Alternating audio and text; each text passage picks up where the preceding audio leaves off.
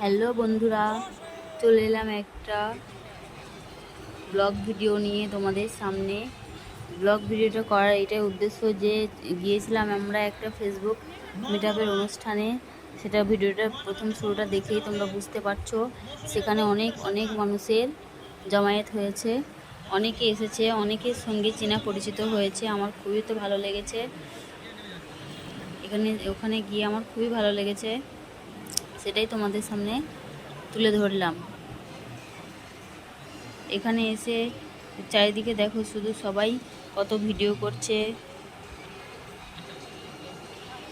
কত মানুষ কত রকমের ভিডিও করছে। অনেক কিছু দেখলাম, অনেক কিছু শিখলামও।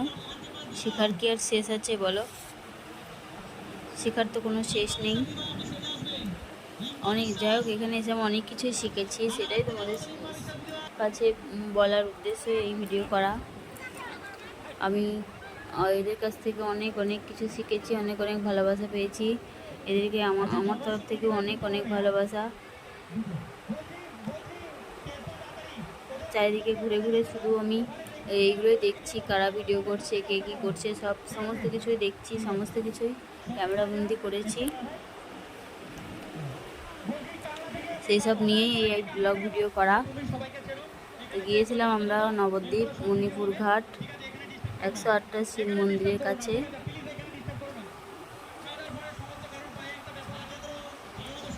এই মিটআপটা হয়েছিল।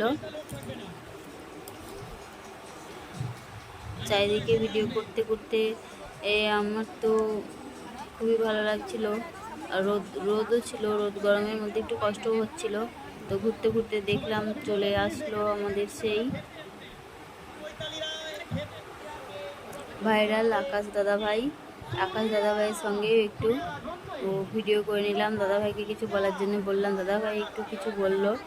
তো দাদাভাইকে ঘিরে সবাই ভিডিও করছে। দাদাভাইকে তো খুঁজে পাওয়াই যাচ্ছে না। যাই হোক, সেটা নেওয়া হয়ে গেল। তারপরে চলে গেলাম এই যে চারপাশে যেসব সবাই ভিডিও করছে সেই সবগুলো ক্যামেরাবন্দি করার জন্য। ক্যামেরাবন্দি করে তোমাদের সামনে তুলে ধরলাম। তারপরে চলে এলাম, পাশেই ছিল সেই বিখ্যাত 108টা শিব মন্দিরে, 180 ফুট শিব মন্দিরে। সেখানে এসে চারপাশটা তোমাদের দেখাবো। শিব মন্দিরটা গিয়ে তো আমার খুবই ভালো লেগেছিল। এখানে এসেও সবাই দেখছি চারপাশে ভিডিও করছে, রিলস বানাচ্ছে, ফটোশ্যুট করছে। এখানে এসে তো খুবই খুবই ভালো লাগছিল। তো যাই হোক, শিব ভোলেনাথকে দর্শন করে আমার এই ব্লগটা শেষ করলাম। যাই হোক, হর হর মহাদেব। ভালো লাগলে সবাই একটু লাইক, কমেন্ট, শেয়ার করো প্লিজ। ধন্যবাদ।